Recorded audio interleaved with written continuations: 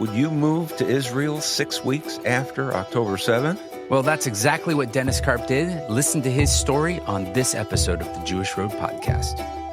Every tribe, every tongue, Emmanuel, your king shall come. End of sorrows, end of pain, come and praise Creator's name.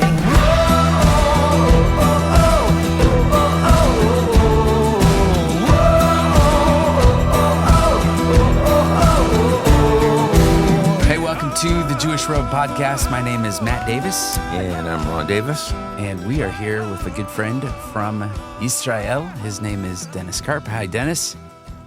Hi, how are you? Good. We have quite a few questions to ask you today, but lot of things going on, obviously. But we know you from way back in the Wayback Machine. You were, you know what I actually remember right now as I'm talking to you is I spent the night at your house. You guys were in Baltimore, is that right? No, in the either Maryland or Virginia, depending on what year it was. There you go. It was Maryland, and I had to catch a flight the next morning somewhere, and I spent the night at your house, and I must have gone to bed really late or something the night before, and I totally missed my flight. I slept in too long at your house. That's all I remember. Well, I'm glad your memory is better than mine, but you're a lot younger than me, so I guess that's okay. Yeah. Well, our first introduction was I was leading worship on a trip to Israel, and your wife was aboard that trip along with your daughter.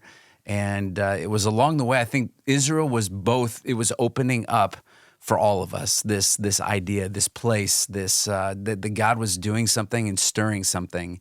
But what is it like, and what was that process for you guys to go from living here on the East Coast of America to say, I think the Lord is calling us to Israel? Yeah, it starts with the fact that for a total of 9 months, I was the national vice president of our ministry until I was diagnosed with a non-cancerous brain tumor, which had to come out because it was growing. And the year and a half recuperation made it impossible for me to keep up with my duties as my vice president. A year after that, our ministry bought a building in Jerusalem, and all of the vice presidents were invited to go visit the building and introduce our ministry and the building to the rest of the ministries in Israel. It was a gift because I was no longer the vice president, but the ministry actually paid my way there, which is kind of unusual for a support raised missionary, for those people who know what that animal looks like. Yeah. One of the people in our congregation was very upset that Tina wasn't able to go, and so they donated enough money for her to go on her own trip. And Matt, that's the trip that she went on with you. Yeah. And if I remember, that was like a 19-day trip. I mean, it's not like the trips now. Right. The trips, we say that we fly where Jesus walked, but that one we really walked where Jesus walked, right? Those were the nice. I've done 19 and 21-day tours, a long time. Yeah. So when I got back from my trip, the Lord had so touched my heart while I was there that I couldn't wait for Tina to go and find out if he was going to touch her heart. So she came back. I didn't say anything. I was just waiting for the Lord to move. And it was about 2 weeks later, we were laying in bed, either watching TV or reading or I don't know what. And she looked over at me and she goes, I could almost live there. Yeah. And I said, did you say almost? And she said, yeah, almost. I said, well, when you're 100% sure, you let me know. And the next night, she said, I cannot get Israel off my mind. When I was there, every ministry we visited, when we asked the ministry leaders how we could pray for them, everyone answered that they were asking the Lord to provide spiritual parents for the new young believers in the land. And that was always our heart, discipleship, especially young believers, because I believe that that's one of the missing items in Christian faith today is the discipleship of young people. And so I said, well, what are we supposed to do? She said, I don't know. What do you think we should do? I said, I don't know. I asked you first. Sounds like a good And Jewish we got down on our conversation. knees at the bedside and prayed. Hmm. And the Lord said, this is not just your decision. You have to ask your children also. And that's when we started taking money out of the equity in our house and taking our children to Israel one by one. They all fell in love with Israel. Our ministry had a leader in Israel who needed someone to help him, an Aaron or a her, if you will, Yeah. with certain skills and giftings. And it just seems like the Lord had me be the one with all those skills and giftings. So it was really a marriage made in heaven that was prompted by 2 visits to Israel of 2 people who really never had a desire or an urge to go to Israel before. So I Wow. guess that's the long and short of it. What was the transition like from America and all the years you spent here and now, moving into a culture that is obviously different than here? Yeah. The first year was very hard, especially for our children. They didn't speak the language. They went to Ulpan and not to school. For your listeners who don't know what Ulpan is, that's, I guess the best way to describe it is Hebrew. It's like ESL on steroids. Right. And we were also told not to go to many Messianic congregations because there would be spies going to the congregations to see if there were believers who had made Aliyah. Hmm. So we were pretty much isolated the first year. The apartment we lived in developed major leaks all over the place. And learning a new language, learning a new culture. I think we were so enamored by the fact we were there, we just didn't worry about it. Hmm. We just made our way. But it certainly wasn't as comfortable as living in the States. And absolutely, to get things done in Israel takes 3, 4, 5 times as long to get done. That was the most frustrating thing. Now, we reconnected just early last year at a conference, and you are currently back here in the States for a season and looking to make your way back to Israel last fall. What brought you back, and what was the call and the decision to actually go there as things have been heating up even over the last couple years in what's going on in Israel? Yeah, well, the decision to go back was actually birthed a little over 2.5 years ago. So that was before all of this started in Israel after October 7. Our youngest son, who was in security and did private investigative work and things of that sort, decided that he wanted to go to Israel and serve in the Israeli army as a lone soldier. And that kind of got the mental juices of Tina and I flowing. I had been the congregational leader of a congregation for 12 years. I was getting a little old and long in the tooth. I was mentoring a young man to take over even 2 years ago. And independently of one another, Tina and I brought up the idea of moving back to Israel and taking this ministry of marriage counseling, but also relationship counseling to Israel. And everybody we talked to about it, including all the people in Israel that we talked to about it, said that it was one of the most needed ministries in Israel today Hmm. because no one was doing a lot of counseling in Israel that was able to get through the Israeli paradigm of pulling yourself up by your bootstraps, as opposed to finding out why you got yourself in the mess to begin with. So we were encouraged by lots of people. We made the decision to let the congregation know a year ahead of time. We made sure that the transition was seamless at the congregation. People believed in what we were going to do. We were able to raise the support to move. And here we are. And who knew there'd be a war? And so Tina was over there and she was looking for a place for you guys to stay and where were you going to live and how was life going to, just basically setting up life over there. And that went all the way up until a certain date. Tell me about some of that. Yeah, we actually were at a ministry conference in Israel last July. After the conference, we stayed for about a week and a half in order to look for an apartment because we knew we were coming back. We were going to hopefully start the rent on October 1st of 2023. So Tina came over with a friend late September, early October, in order to get the keys to the apartment, in order to get the water and the gas and the electric hooked up, in order to get the appliances installed. And when she was finished with all of that, she flew back to the States on October 6th. So if Wow. she had waited one more day, I don't know what would have happened. Certainly her flight would have been canceled. Yeah. Give us a sense of what life has been like, because she got back here to the States October 6th. You guys ended up going back, and now you are there in Israel. When did you go back, and was there any hesitation of maybe we just need to let things cool off a little bit before we go back? We were supposed to come back like the 22nd or 23rd of October. Our flights got canceled. We rebooked those flights for the middle of November. We never really felt any fear of coming back. That's how strong the call was to go.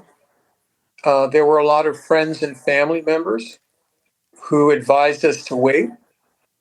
And the final decision was, since we were only buying a one-way ticket, if things got bad, we'd just come back, and we had plenty of places we could stay. But once we got here, we knew we were supposed to stay. Wow. That's that's kind of a really big move that you're making out there. And how has life been in adjusting to that?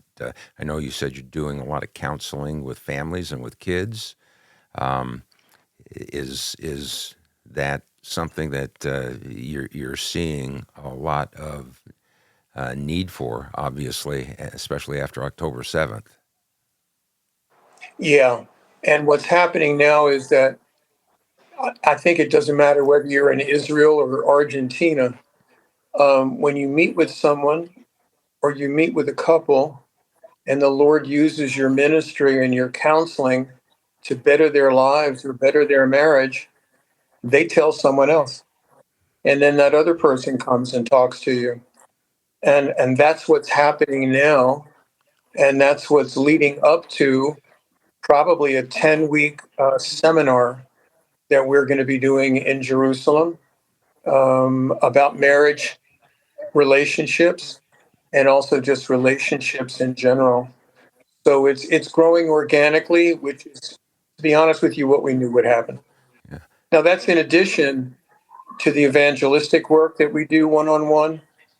That's in addition to the work that our ministry does with the some 130,000 Holocaust survivors that are still here. It's also in addition to the youth camps that we do, and a major ministry that's centered in Tel Aviv to the 20-year-olds, many of them who have come to Messiah very late in their lives. What is the spiritual climate in Israel right now, and how has that changed since you were there 15 years ago to today? We've heard there's a lot more openness, not necessarily to the Messiah, but to the God of Abraham, Isaac, and Jacob. Well, there's more openness to the Messiah than I have ever witnessed in my life because people are looking for answers. And they're not afraid to look for answers that they were afraid to look for before. So, I wake up in the morning, and after I pray for the safety of my son who's in the IDF, I pray that God would have people ask me about my faith. And lo and behold, he comes through. So I've had some amazing conversations with non believing Israelis. None of them that I know have come to faith, but I think the scripture says that he who plants the seed is as joyous, if you will, when that person finally comes to faith. Yeah, I was going to ask you, and like, for example, in the counseling that you're doing and in the 10-week series that you're putting together, is that a mix of believers and non-believers who are coming together that you're ministering to? The actual counseling that we're doing so far, I have not counseled individually any non-believers, but Tina is in counseling and discipleship relationship with 4 non-believing Jewish women. 2 of them are modern Orthodox, and 2 of them are atheists. So I'm assuming and I'm hoping that there'll be a decent amount of non-believers that come to this conference and seminar that we're going to put together. Yeah, are you putting that together from, you know, a psych background kind of perspective, or a biblical background, or both? Yeah, in Hebrew we say gam v'gam, Gam which v'gam. literally means also and also. Okay. So yeah, it will be both a Yeah. psychological and a seminary and a biblical background to everything we teach, with absolutely no problem with mentioning Messiah and Yeshua as the base of all relationships. Look at so you're not just there doing life over there, but you guys are in neck deep. You mentioned that your son is serving, and he's been serving really from the beginning over there. Has had even some injury related type things, and still wanted to go back. And even as we speak, is on the ground fighting. And you haven't heard from him in the last week. His phone gets taken away. As you look at that, what is the sense of the parents in Israel sending their kids, that next generation, off to war? What is it like for those who are going out there? And then put all of that against this backdrop of what is going on here in the States, and not just in the States, but worldwide, of, Israel is committing genocide. What is that like to be in Israel and have to not just fight a physical battle, but also what's going on verbally and in the news, that it's not just anti-Israel, it's anti-Jew, it's anti-Semitic from every perspective that you look at it. Yeah. I think I'd like to tell a little story about what happened with my wife and I on Mother's Day. There is no Mother's Day in Israel, but there's lots of mothers in Israel. So my wife loves, and I'd love to buy her unique jewelry. So we went to one of the stores on Ben Yehuda Street, and we spoke to a lady there, and we designed a ring, and she was taking all the information. And then she started asking about our family. And we told her that our youngest was in Gaza, and her entire facial expression changed. She said, My son is there also. And all of a sudden, the sales exchange turned into a common prayer that we prayed for each other's children.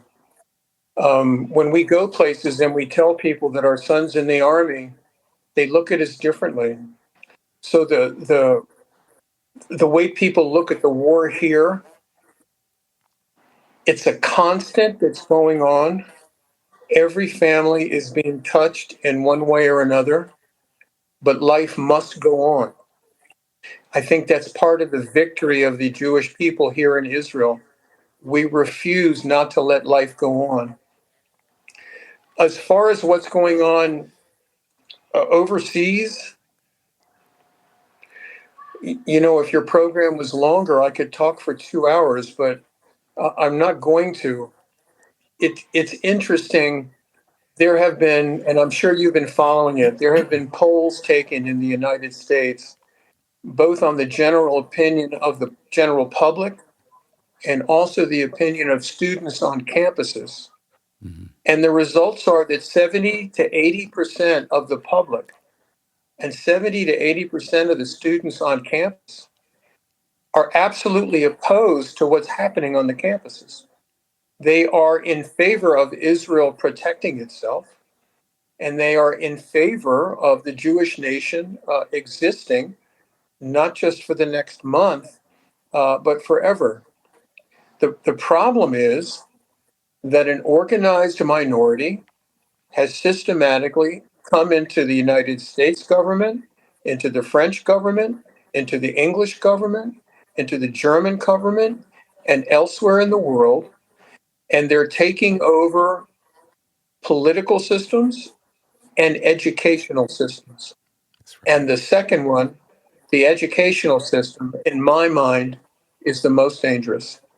Yeah. So sometimes people ask me, aren't you afraid to live in Israel? And I think to myself, I wonder if I would be afraid to live in the States right now. And I worried about we have 4 children and 7 grandchildren in the States. And it may not be in my lifetime, but I think it's going to be soon that the Jewish people are going to fulfill the prophecy of coming from the 4 corners of the earth and coming back to the land that God promised them. And he'll bring them back by fishermen and hunters. That's what the scripture says. Yeah, I agree. The most disastrous part is the impact that the current schemes are having against the youth. You know, having worked for 20 years as a school psychologist, I saw before I retired. I saw even then the demise and the impact of what a departing from the moral cultures that we had here in America, and now it's getting even more so, and it's getting worse. So I agree And, with you. and also the dumbing down of the educational system. Yeah, As a graduate student in Washington, D.C., I would teach introductory classes as part of my graduate scholarship. We would teach real things. Now, in freshmen in college, they have to be taught, remedial English. It's crazy and it's scary. yeah, It's got to change. yeah, yeah. Well, You're right. I think it's. I was just talking to my grandson yesterday, who was taking AP exams, and they had managed to slip into the AP exams kind of this woke question using pronouns that didn't give you a chance to answer the thing properly, you know?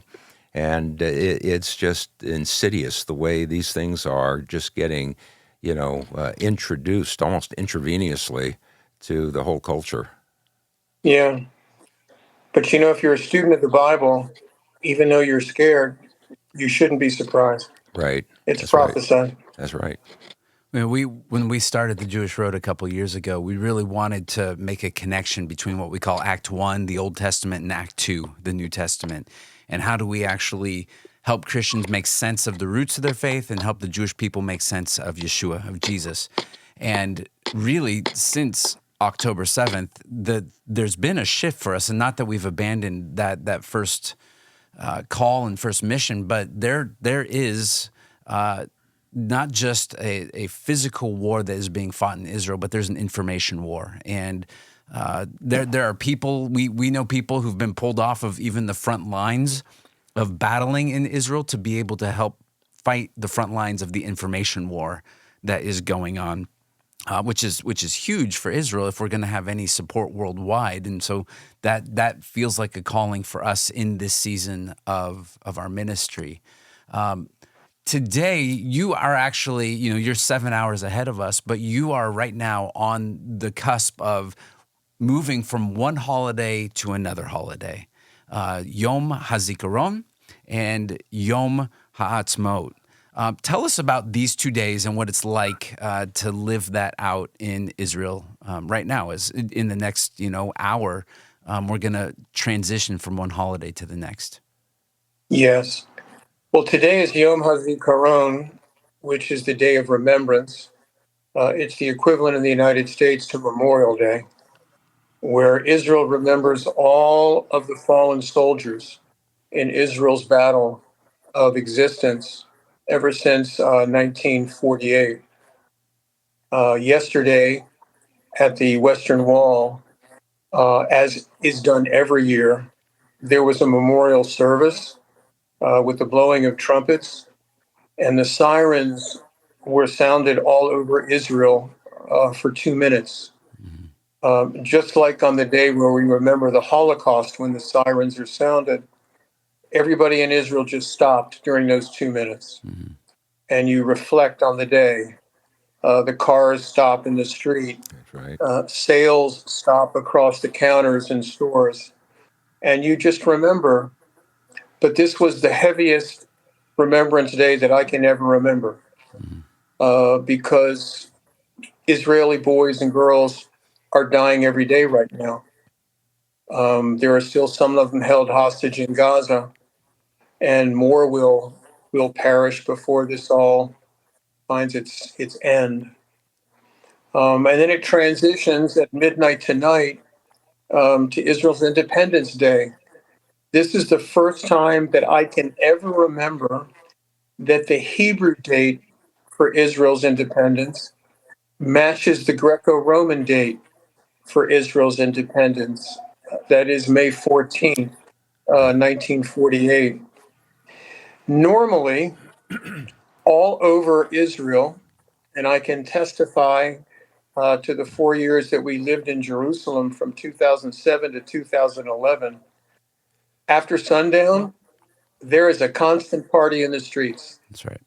With flags and singing and fireworks and everything else. Don't forget the foam. And tonight, Yeah.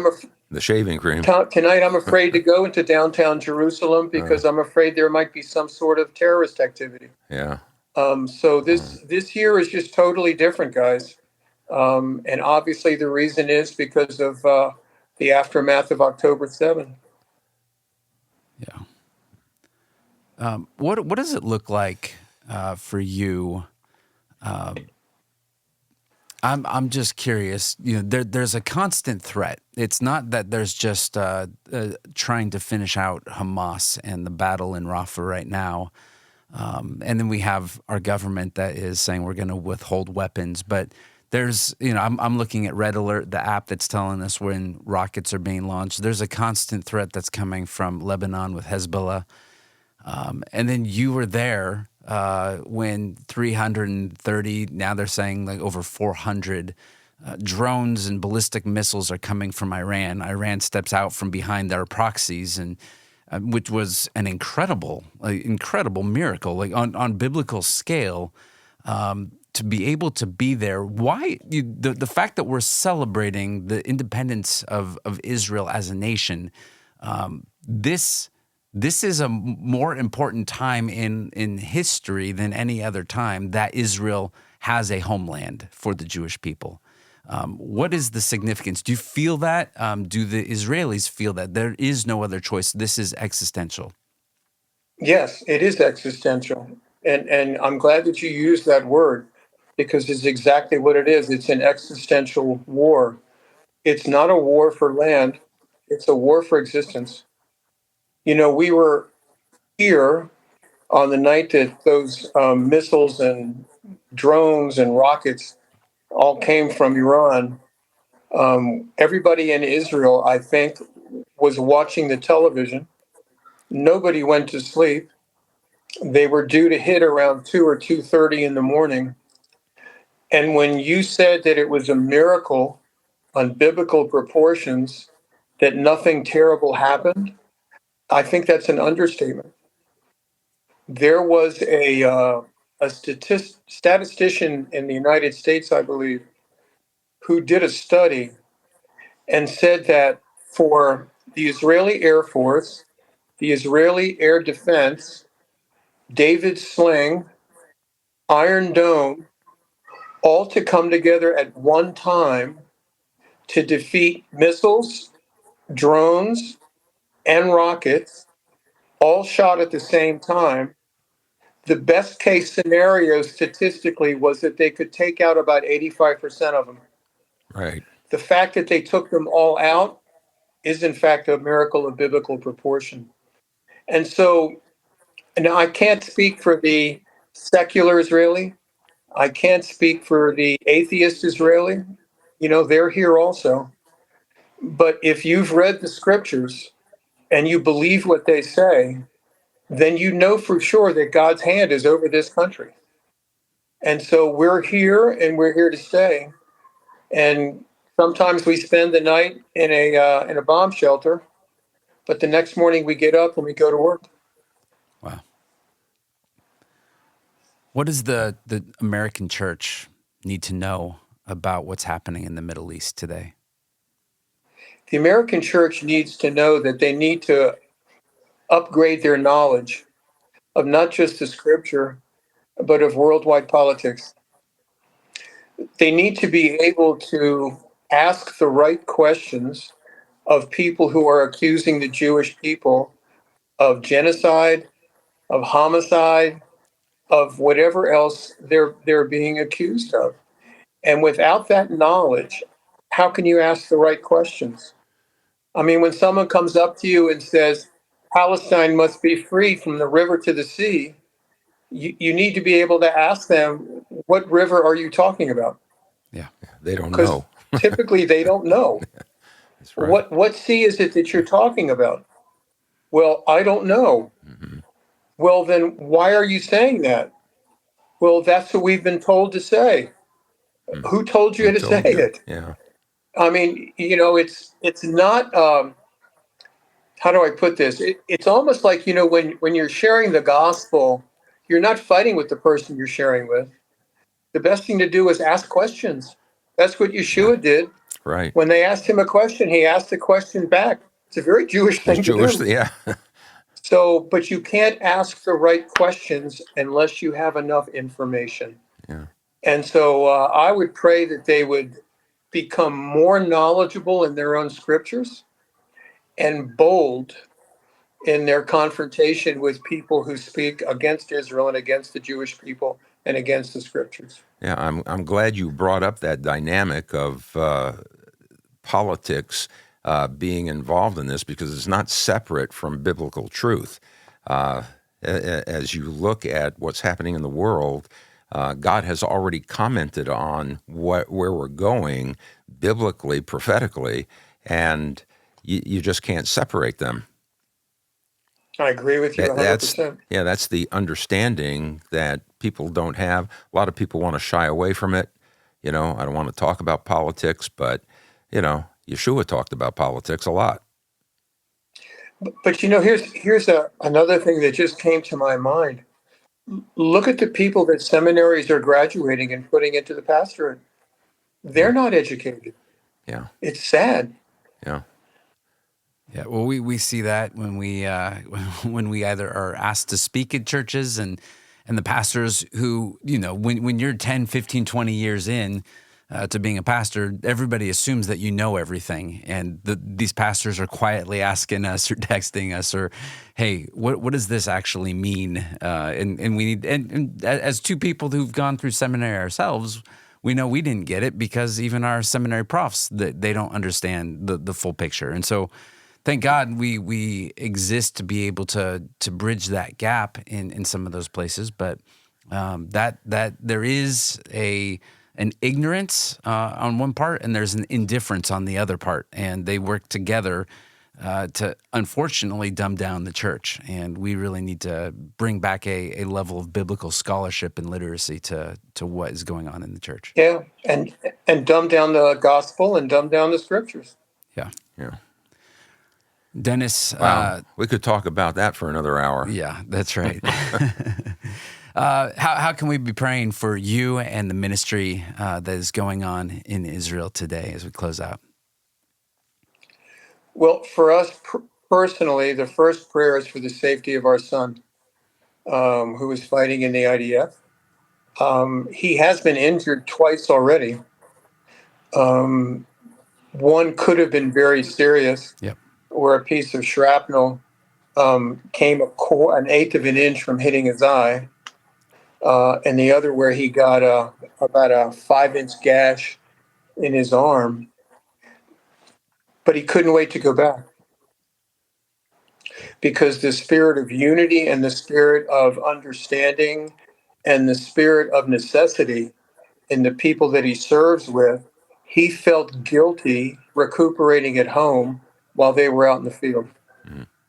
So if you would just pray for his safety. Also, this this conference or seminar that Tina and I are going to be doing, we've been praying for this for 3 years. And it came to us. We didn't come to them. So we know that it's of the Lord. So I would pray that the Lord would get us out of his way as we teach.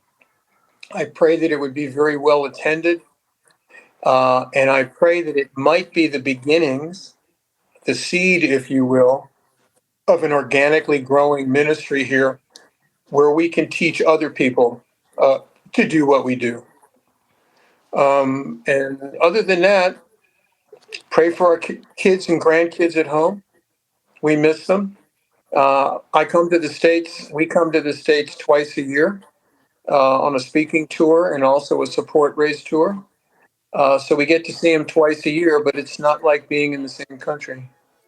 So those are some of the things that you could pray for us. Yeah. Well, thank you for coming here. Thank you for sharing what it's like on the inside and for serving in a community that's trying to survive. We sometimes forget the trauma that is there every single day, things that you have to kind of push down in the midst of regular every single day life. But not only that, but to be able to bring a sense of peace through the Messiah, through Yeshua, and through really hitting people's hearts and their minds to be able to bring all of that about. So we love you. We pray for peace for you and your family and for your son fighting right now. And thank you for coming here. And don't forget, the next time you're in Israel, you call us up. Oh. My wife makes amazing porcupine meatballs over rice. Oh, we will be there. Thanks, Dennis. Shalom. Okay, shalom. Bye-bye. Shalom.